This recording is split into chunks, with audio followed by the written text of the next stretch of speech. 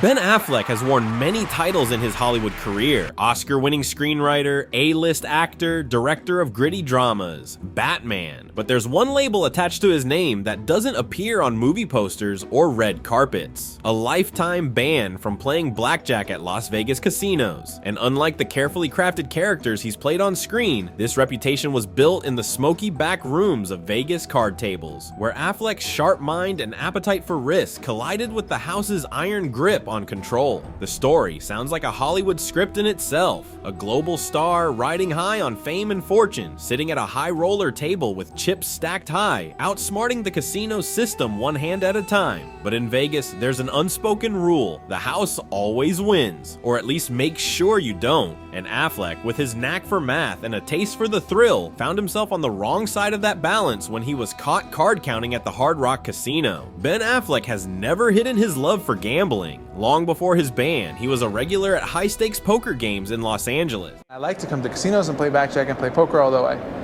don't have enough recreational time these days. Brushing shoulders with celebrities and professional players alike, he and his best friend Matt Damon even competed in the World Series of Poker, immersing themselves in the same world they once dramatized in films like Rounders. For Affleck, gambling wasn't just about money. It was about competition, intellect, and control. Poker, with its bluffing, reading opponents, and long stretches of psychological warfare, suited his actor's instincts. But blackjack was different. Blackjack was about math. The rules were simple, the odds were fixed, and the only variable was how well you played the cards in front of you. For someone as analytical as Affleck, it became an irresistible puzzle. Card counting isn't illegal. Contrary to popular myth, no law prohibits players from tracking which cards have been dealt and adjusting their bets accordingly. The technique, made famous by books like Beat the Dealer and movies like 21, relies on memory and calculation rather than cheating. But while it's legal, it's deeply despised by casinos. To casinos, a card counter is what they call an advantage player,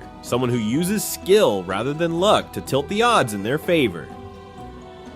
And Vegas casinos aren't in the business of letting players win. That's why the moment a player is suspected of counting cards, the pit bosses close in, security cameras zoom tighter, and whispers ripple across the floor. You won't be arrested, but you will be shown the door. And if you're Ben Affleck, you'll be shown it forever. It happened at the Hard Rock Casino in Las Vegas. Affleck, accompanied by then-wife Jennifer Garner, sat down at a high roller blackjack table. The stakes were massive, the chips thick. But what stood out wasn't just how much Affleck was betting, it was how consistently he was winning. Security teams at casinos don't just watch for cheaters slipping cards up their sleeves. They monitor betting patterns, eye movements, even the rhythm of a player's chips. And Affleck's rhythm screamed of someone who knew more than luck should allow. Cameras caught him counting cards, calculating every hand with meticulous precision. The casino's decision was swift but oddly polite. Security approached him, not with threats, but with a compliment that doubled as a ban. "You're too good at this game." They told him he could no longer play blackjack at the Hard Rock. He was welcome, they said, to return to the casino for drinks, dinner, even to play other games, just not blackjack. Because when Ben Affleck played blackjack, the house wasn't winning enough. News spread fast. TMZ reported the story first, and soon Variety and every entertainment outlet picked it up. Headlines blared, "Ben Affleck banned for life from Hard Rock Casino." To some, it was scandalous. Batman caught breaking the rules. To others, it was proof that Affleck was sharper than people gave him credit for. Affleck himself didn't deny it. In later interviews, he admitted he loved blackjack and had spent hours mastering card counting. "I took some time to learn the game," he said, "and once I got good at it, the casinos didn't want me to play anymore." He framed it not as a moral failing, but as a simple fact: he was too effective. To understand why Affleck's ban was so harsh, you have to understand the paranoia of Vegas casinos. The entire industry thrives on the illusion of chance. Players believe they might win big, even though the math ensures most won't. Card counting cracks that illusion. Even if only a handful of players can do it well, the very existence of advantage play threatens the house's dominance. Casinos spend millions training staff and installing surveillance to detect counters. They shuffle decks more frequently, change rules at tables, and keep databases of suspected players. And when someone as famous as Ben Affleck is caught, they make an example of him, not because he cheated, but because they need to send a message: no one outsmarts the house. What makes Affleck's story more dramatic is how his fame worked against him. A random tourist might have been quietly asked to leave, but Affleck, an Oscar-winning actor with a recognizable face, was too big to ignore. His presence at the high roller table was already drawing eyes. His wins were bound to attract scrutiny, and when security discovered he was counting cards, they knew it would become a story, one that could either embarrass the casino or reinforce its authority. By banning Affleck, the Hard Rock reminded the world that not even celebrities get a pass.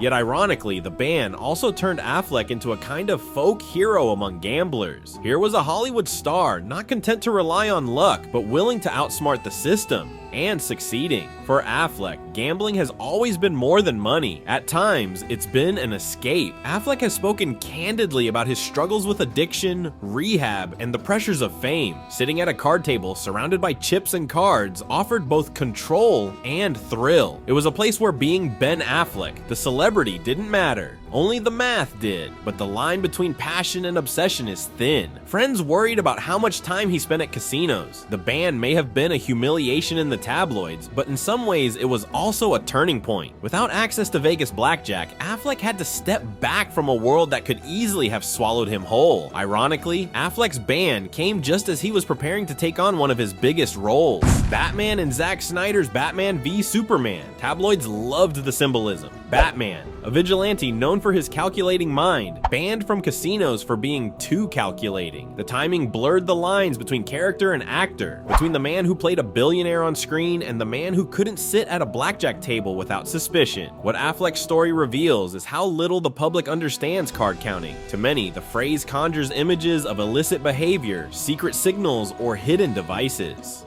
In truth, it's nothing more than tracking ratios of high to low cards and adjusting bets. It requires concentration, memory, and a calm poker face. It's not a scam, it's skill. But casinos don't care about the distinction. For them, anyone who gains an advantage disrupts the game. They can't arrest you, but they can ban you, which is exactly what happened to Ben Affleck. Affleck's Hard Rock ban wasn't necessarily confined to one casino. Vegas casinos share information. A player flagged at one location can find themselves watched at another. While Affleck hasn't spoken about being officially blacklisted across all of Vegas, the lifetime ban phrase has stuck. For a man who once reveled in the thrill of the game, the city that never sleeps became effectively off limits. What makes this story so captivating is how perfectly it fits into Affleck's larger narrative. He's a man of extremes: soaring highs, painful lows, tabloid scandals, redemption arcs. His ban from Vegas isn't just about cards, it's about control, obsession, and the price of being too good at something the system doesn't want you to be good at. Today, Affleck has other roles: director, husband to Jennifer Lopez, father. The casino ban lingers as a quirky footnote in his career, a reminder that even Batman can't outplay the house forever. But for gamblers, it's a badge of honor to be told you're too good at this game by Las Vegas itself. That's the kind of line only Ben Affleck could pull off. And maybe, just maybe, it proves what Hollywood has known all along. Affleck isn't just playing smart guys on screen. He really is one, even if it got him banned for life.